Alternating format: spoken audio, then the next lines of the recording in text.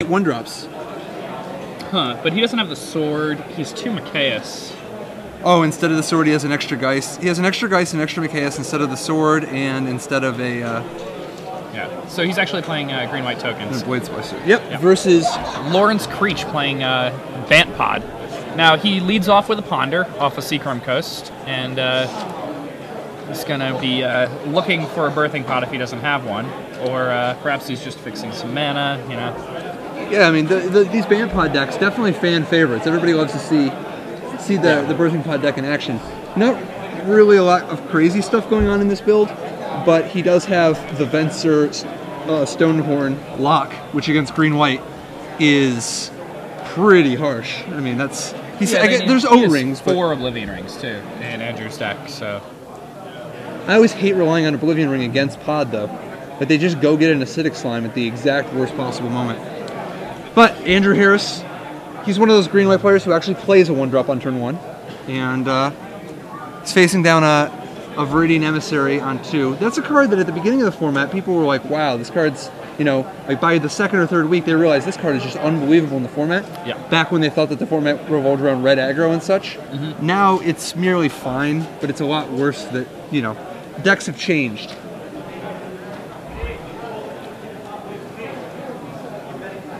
All right, so Andrew plays a second bird, accelerating his mana very quickly, and lands a Mortar Pod. I was just thinking, I think this might actually be one of those cases where I think Andrew Harris might actually be the control deck. Because, like, if they start going big, Andrew Harris can kill in one hit very easily. Yeah. And Lawrence can put down a Scab Ruinator and just clock him pretty easy. Well, Lawrence has the proverbial cruel ultimatum in his deck. He has Elesh Norn. That's true. And Birthing Pod to get it. So maybe he does just hang out and set up the Elesh Norn. Yeah. Or the Stonehorn Lock.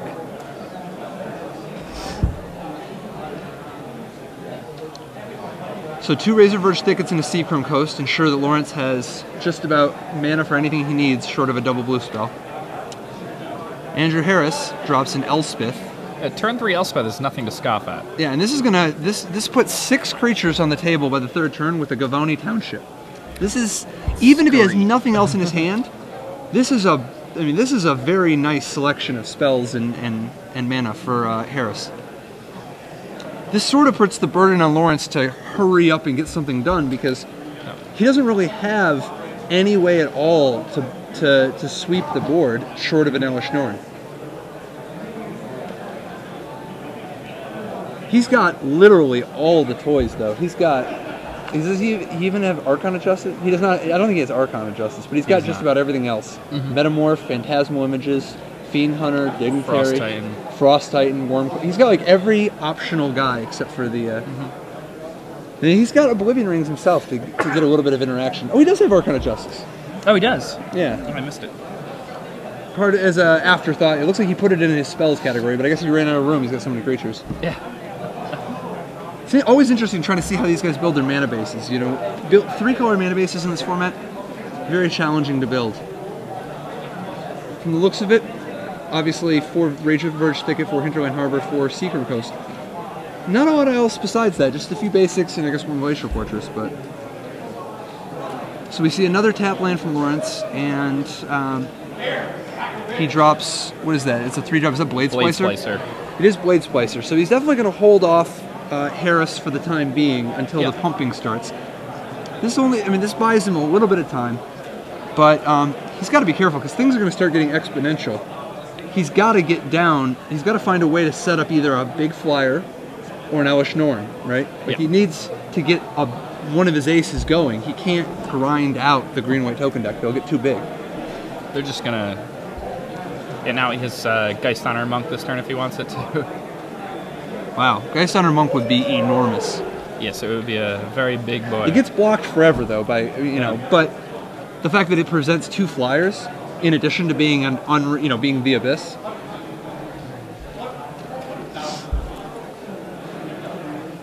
Goes with Garruk Relentless instead. Do you think he's gonna to shoot a guy to flip it? Is he gonna shoot the 1/1 just to get the easy flip? Or is he just gonna make a wolf? I don't know. He does. He just makes the wolf. That's fine. It's a faster clock. It's more aggressive, you know. Besides, he's got to figure the Bant Pod deck isn't exactly loaded with ways to deal with Planeswalkers. One of the big weaknesses of these Bant Pod players. He's got O-Ring, just something. Blade Splicer and Viridian Emissary, I guess, would help if it weren't for the fact that Green-White Tokens has so many blockers. Yeah, they just have like an unstoppable number of blockers. So Elspeth gaining a quick 7 life or 6 life. it's like a lot more than that. No, it's just your side. Yeah, 7, right? Is it just the Mortarpod doesn't have a guy on it? Oh, the right? Mortarpod doesn't have a guy on it anymore. Okay. Yeah.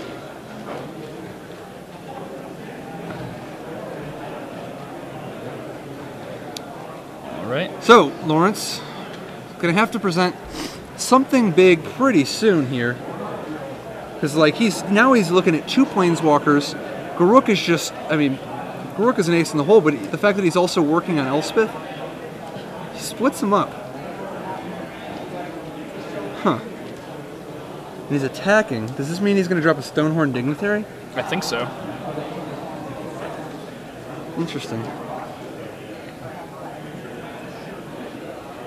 He doesn't have any sweepers or anything. He definitely, I mean, I guess he can just, he kept the Blade Splicer home. He could play a Birthing Pod, sack the Blade Splicer, and go get a Dignitary. That's going to buy him so, with the sheer volume of copy effects he has, that would buy him, assuming that Harris doesn't have an O-Ring, that would buy him an unbelievable amount of time. Yeah. So, Harris goes with the intuitive play, the block with the token, sack, the token has Mortarpod on it, block, sack, shoot the Emissary. Lawrence does get that extra land, making him 1 step closer to casting some kind of a Titan or a Elishnorn. I kind of think we're going to see a Birthing Pod and then go get Stonehorn Dignitary. But we'll see. It feels like that's the sort of thing that he would do. O-Ring. Interesting. And we see, is it a Phantasmal Image? He's going to copy Bird of Paradise. He has Elishnorn in hand. Oh wow, so he can just combo off next turn with his threatening lethal? Yep. No, he does copy the Blade Splicer. Okay, that's just better safe than sorry, I guess, because he's facing Mortarpod. If he copied the Bird of Paradise, surely Mortarpod would shoot the bird. Yeah, but I mean, Mortarpod can just shoot this. It's a Phantasmal Image. Yeah, but he still has the Golem. Oh, you're right. Okay. But I mean, would he really do that? That's 2 mana. Oh, absolutely. And here if my opponent copied a Bird of Paradise instead of a Blade Splicer, I guess you know it's an Elishnorn. Like, the jig is up. Yeah. Like, he has Garruk too, so, I mean, he has to... Yeah, you don't want to play a bird. I mean, Garruk can just eat it for free. You don't even have to sack anything if you want it. I guess it's not for free because you're not getting the 2/2 wolf, but... You just point at something and it dies. Yeah, just look. You will die. But, Elishnorn is the end of the world for Andrew Harris's entire game. Yes, it is. But Lawrence is still 1 land away from that. So, the thing is, though, Harris has a long way to go. It was important to get rid of the Elspeth first, though. Otherwise, I mean, it's no fun if, like, you do sweep his board, but then if Elspeth just kills your Elishnorn, you're still behind. You know? Like, if Elspeth's at 6, and Elishnorn wraths Harris' side of the board, but then Elspeth just drops to 1 and wraths Lawrence's side of the board, the guy that has the Elspeth on 1 is still ahead. Yeah. Alright, so we're going to find out. This is the moment of truth. Does Land? Lawrence have a land? He already had it. Elishnorn. Well, and at least 2 of the wolves will live.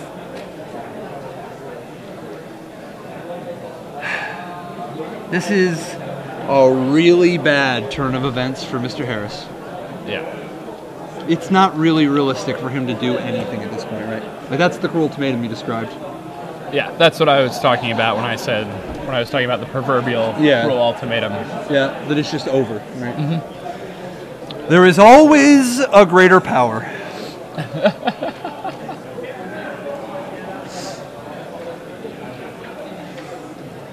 Alright, so he does have Oblivion Ring. ×2. Some Some Lore of So in Oblivion rings. theory, he can make it, like, he can try to stabilize. I mean, he lost both of his planeswalkers and most of his army. But it's not hopeless, right? Like, he's got 2 guys, a township, plenty of mana. He does have the Mortar Pod, and Creech doesn't have an Elesh Norn in his deck anymore. Yeah, but he does have ways to destroy the Oblivion Ring. Which would be catastrophic. But Yes. we have to assume he doesn't draw any of those or Birthing Pods. Yeah, because any Birthing Pod immediately just turns into a way to... Yes. No, he doesn't Like have Sylvok Replica. But Oh, he doesn't? He doesn't have Replica, but he does have Acidic Slime. Okay. And he backdoors Archon Justice, of course.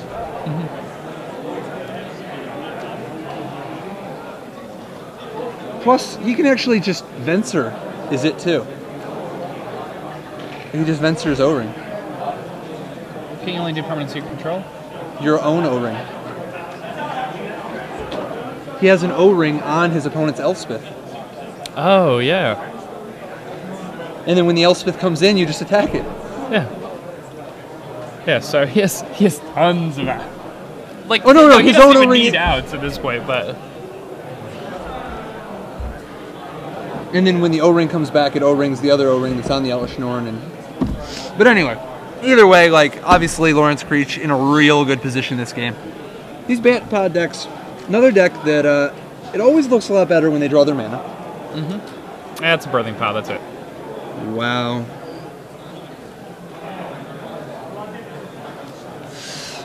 I mean, Bant Pod was had a little bit of a following at the very beginning of the season. It kind of died off again, but recently it's been making an upswing again. It top aided the last GP in Hiroshima. Having the Pilgrim really does, and the 8 Scars lands really does make the mana a little bit better. And in Standard, so often it seems like one of the important things is how good is your mana base? Can you actually, can you pull it off? So what's he going to get right here? Solemn Simulacrum, I assume. He sacked a 3? No, he sacked the 3 and got another Birthing Pod, and then sacrificed another 3 and got Solemn Simulacrum. Okay. Seems like the right play.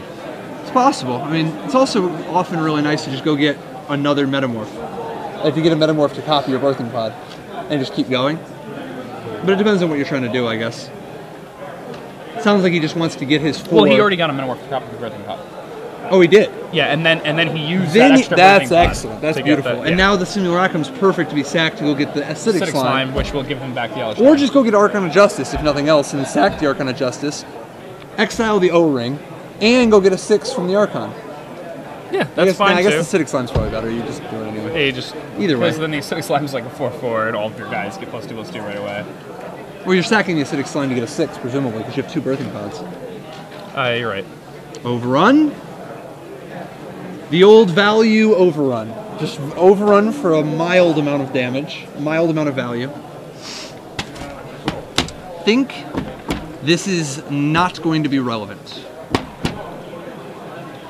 It's actually kind of surprising that he doesn't just Gavani Township his guys so that they'll live through the Elesh Norn.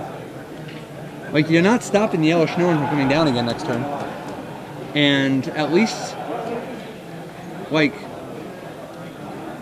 the Pilgrim, I guess it's only the Pilgrim, but I don't know. Either way, this is the old, let's see, that's 3, 6, 12, 17. So, absolutely no way to lure the Solemn Simulacrum into the red zone. I mean, I guess Lawrence could have just gotten the Stoneheart Dignitary instead of the Solemn Simulacrum. Yeah. Would have been fine. Yeah. I'm not sure that Simulacrum's actually right. Like, the value is the last thing you need, right? Like, he doesn't need any value right now. Elesh Norn is the only thing that matters. The literal only thing that matters. So, and his own life total, right? Like, which is the Stonehorn, Oh, you get that 2 points of damage in there. Sure. So, now we're going to find out. Acidic Slime or Archon of Justice? What is Lawrence Creech's style? No, we're about to find out. He goes with slime. He does go with the slime. Destroying O-Ring, meaning Elesh Norn is returning. Shocking. Sacks the Acidic Slime. Now, does he get Frost Titan or Worm Coil Engine? Worm Coil or Sun Titan? Yeah. Or Sun Titan. He probably gets Sun Titan, right? Yeah. Yeah.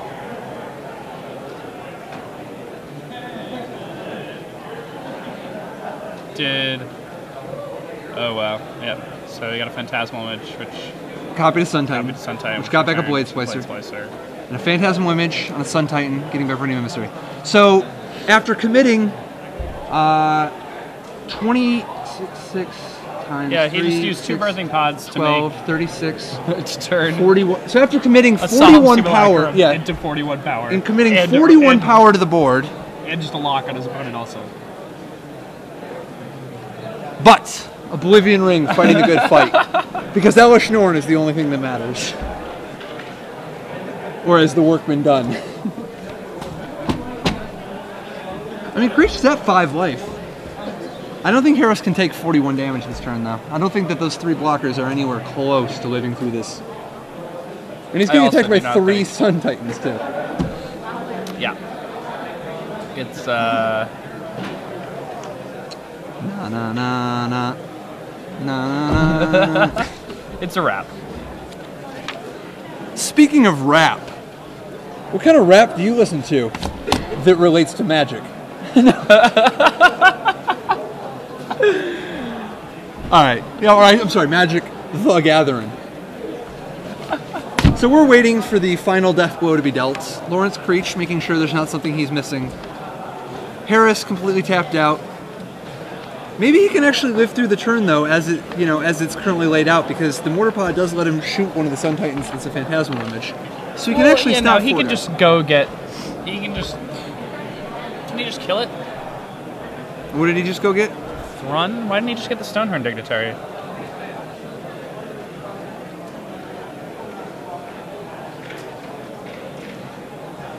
Fiend Hunter? Maybe this just kills the board. I mean, if this just kills him on table, I don't know that it does. Certainly more value, because that's what we're short on. More value.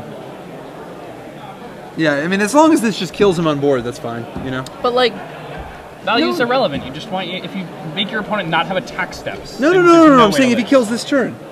But he can't kill this turn, can he? I don't know, I didn't do the math. Who does math? We're in Vegas.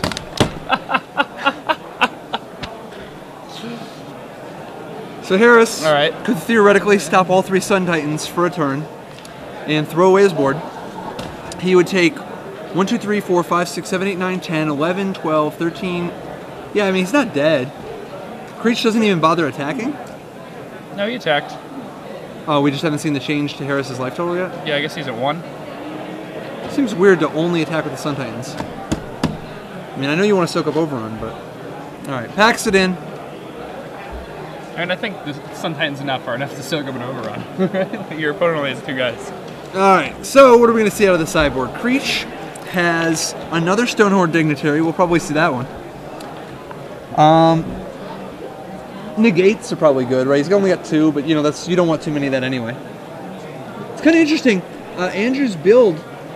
No, he has the Planeswalkers and the O-Rings and the Overruns and the Mortar Pods, so he's got plenty of targets. Yeah, and I mean, he has another cool ultimatum on his board. Oh, that's brutal. Yeah. And for those of you who are unaware, I'm referring to Elish Norn. No, that's in the green-white deck. That's not another Outcrow Ultimatum. You're looking at the green-white deck. He has his own. This is not the Birthing Pod. This is the Birthing Pod. The Birthing Pod has two negates, a Stonehorn Dignitary, and I guess if he thinks they're good Flash Freeze, but I don't really know that they are. I don't think that's where you want to be there.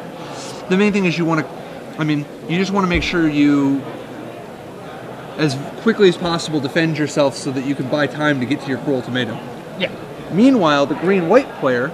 And also, the green-white player, him casting Elish Norn before the pod deck casts its Elish Norn is... devastating. Devastating. So I think we're definitely going to see the Elish Norn come in.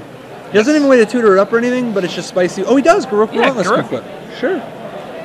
And we'll probably see an extra copy of Garruk the Relentless get sideboarded in. Yep. We might even see the Fiend Hunter, just because, like, hitting the guy's Scab Ruinator. Ruinator. Fiend Hunter against. Absolutely, yeah, I like and also, just like, The fact that like you're able to like RFG things like Viridian Emissary that are like really good speed bumps against you. Yeah, plus it's sometimes just tactically a way to get rid of a 6. Like he's got the Worm Coil or whatever, or Elvish Norn for a turn if you are going to hit him with an overrun. I think he brings in Naturalize. I like Naturalize against O-Rings and Birthing Pods. Like he's already seen O-Rings and Birthing Pods and Blade Splicers, not to mention Metamorphs. I mean, like he's got plenty of targets. Oh yeah, he's definitely bringing in his Naturalize. You just don't want to be too reactive is the thing. But it is a nice tempo play, you know? Especially when you naturalize the O-Ring for surprise value.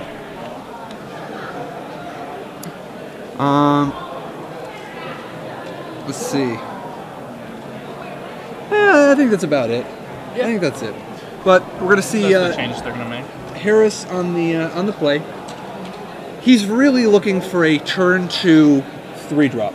Like that's I think got to be one of the important keys to this matchup, right? Like just a turn 2 3-drop. Turn 1 either Extremely Bird important. or Pilgrim. Turn 2 Blade Splicer or Mirran Crusader. And it's not even that bad if he just plays Mikaeus for 2. But as long as he does 1-drop into 3-drop, he's on the right track because then he can follow it up with, like one of his big boom booms, like a Geist Honored Monk or an Elspeth or a Garruk, and then some interactive cards like Naturalize or Fiend Hunter or Oblivion Ring or something to buy himself an extra, like a Time Walk or 2. Because the Bantpod deck, it does have some acceleration, but it's a little slow to get going. Like it really, really needs to actually, get to the 5, 6, 7 mana.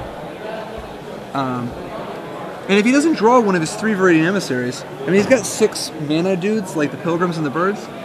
But Mortarpod is a nice little... does some work against that. I mean, Andrew's probably bringing in the extra copy of Mortarpod also. Oh, he does have an extra copy of Mortarpod, sure. Now, you don't think he doesn't bring in either sword, does he? I don't know. Maybe Feast and Famine. I don't know. It's hard to tell. He's got a lot of colors of guys, though. Yeah, exactly. That's the thing. It's like he has white things. He has Simulacrums are always good against those too. Yeah, Blade Splicers are good against those. Because he doesn't have flyers, really. So, like... Bird. Yeah. That's it. Yeah. I mean, your Bird could just get Fiend Huntered. And I mean, I don't... Does he have Fiend Hunter? He surely has one main deck. Yeah, he has one main deck. Okay. Yeah, all the Bantpod people all have a Fiend Hunter main deck. It's one of the big incentives to be white. Mm-hmm. Isn't that one of the sleeves that they used to have? If it ain't white, it ain't right. Or no, it's if once you go black, you never go back. I'm sorry, I get my my racial slur sleeves mixed up sometimes. So we have green-white Overrun was not enough last game versus Bantpod.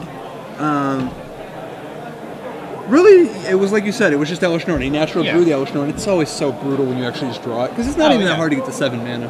Oh, it's not hard at all for the deck to get to 7 mana. And that's exactly what I was talking about. Like, Patrick and I were talking last night about like cards that we've disliked over time, and one card that I said I really disliked was Cruel Ultimatum, because I felt like it just put shackles on you in the format, because you'd just be counting down till turn 7 if you were in a deck with counterspells, and once the person got their 7th like untapped land in play, you lost the game immediately. And people who like didn't think that you lost the game immediately to a Cruel Ultimatum were just wrong. Like you lost the game immediately when your opponent Cruel Ultimatum to you. Like the number of games I won after my opponent Cruel Ultimatum to me, I don't know. I don't even remember any of them. I think it's higher than the number of games that you win after your opponent Jace the Mind Sculptor ultimates you. Yes. But it's less than the number of times that Lindsay Lohan has been in prison. Right, yes. Somewhere in that range. Yes, somewhere in that range. That's accurate. Or jail, not prison. I'm sorry, jail. Yeah. Okay. All right. So, what are the keys to the post Cyber games for Bantpod? I mean, he's looking for acceleration, obviously, but I mean, I guess he just wants a good curve, right? They both just want a good curve, right? I mean, I guess early on of Viridian Emissary, Birds of Paradise, like he really wants that acceleration. Yeah, like if he really wants one of these 9 cards, like a Pilgrim, Bird, or Emissary. So, and he can't afford to miss land drops. He doesn't even have that many land in his deck. He literally only has 22 land in his deck. That's infuriating. And he's got 3 Ponders and some Emissaries. Now, granted, this is, I mean, a lot of the old mana bases had only 22 land, but they also had a set, they also had Preordains in addition to Ponders and Lotus Cobras. and Sylvan Ranger. So I mean, like this deck seems a little bit like he's a little cheating on mana. He's a little shy on mana. But I love mana. Absolutely. I'd play 28. I almost wonder if you could play Okay, like I'd play a like Gavoni 24. Township or two, just to make sure you hit enough land. I mean, obviously you want the colors. If his colors are already good enough. He's got a lot of dudes that would be powered up by a Gavoni Township. I don't know. Maybe we need to invent that. Yeah, we could just invent the Pod Township deck. How much should get Pod Town? How much? Yeah, Pod Town. Welcome to Pod Town. Look at the Pod Town. How many ticks are the Pod or the Gavoni Townships right now? How many ticks? Like Is this a building on a budget deck waiting to 25 happen? cents. Is this a building on a budget deck quarter of a happening? tick. This, I mean, How much is Birthing Pod? Look at all the rares. They're all these rare one-ofs. They're like That's Titans and Planeswalkers. There's a Thrun. Yeah, so just build the pod deck with no Titans, no Planeswalkers, no dual lands, and no Scab Ruinator. Just use the rest of the cards. And no Elishnorn. Just use the rest of the cards. Probably be good enough, right? Dude, how long until they have a building on a budget Pro Tour? Like, that's the direction they're going, right? Like now, I guess they don't want a building on a budget. They'd rather have building on a... I guess they'd rather have like a Iron Man sealed deck. That way you have to keep buying more cards. Like, really promote... when are they going to start promoting Iron Man as a format? Additionally, we're going to need a 6th level of rarity. Like, we've already got commons, uncommons, rares, mythics, and foils. We needed Yu-Gi-Ohs, right? All right. All right, so Andrew has turned 2 Machias. He does not have the 1-drop. Well, at least he has Machias, but I don't... It's like, what... It keeps making me think you just really want 2 Interelfs in these green-white decks, because... That's what I keep saying. It's a world of difference when you don't have that 1-drop. And you have so many pumpers 3. anyway. You're not going to be flooded too often. I don't know. So we have a turn 3. Is this Blade Splicer? No, it's the Fiend Hunter. Yeah, it is Fiend Hunter. Or is it O-Ring? It looks like O-Ring, right? Just because you didn't... Yeah, it's O-Ring. Fiend Hunter probably would have been positioned differently on the table. Yeah. Simulacrum? Simulacrum. See, like, when Harris doesn't have a 1-drop, he's so hopelessly behind as long as Creech doesn't stumble on mana. Because, like, now, look at this. It's already, like, Harris has not done any damage, doesn't have a threat on the table, and is already facing Titan mana. And Creech has a Birthing Pod in hand, so next turn the Simulacrum can just turn into an Acidic Slime or an Archon of Justice. Yep. I think it's going to become a slime. Just to stunt his mana? Yeah, I mean, he just... Oh yeah, and then it turns into a Frost Titan next turn. Yeah. Oh, you just beat the board. Yeah, and then it becomes an Elishnorn, and the game's over. Oh, Venser, why not? Yeah, But he's sure. not facing any clock at all. Here, Now he gets the value, because he is a land, he doesn't have He another land. loves value. Well, no, he needs the land anyway. He doesn't have a land, he misses land yeah, drop. yeah. That's fine then. Absolutely. I mean, that's actually fine. He's either advancing way. the board. Not only is he getting the extra mana, but now the Venser is 2 turns away from ultimate at the same time that now he can cast almost any card in his deck next turn. What does Harris need to do to turn this around? He can't. Okay, so he needs... Yeah, I mean, obviously we're in Magical Christmas Land, but... maybe he drops... A Garruk and kills the Solemn. Then gets to flip his Garruk. Then drops mana guys and lands Creech's on every hand turn. is fully loaded.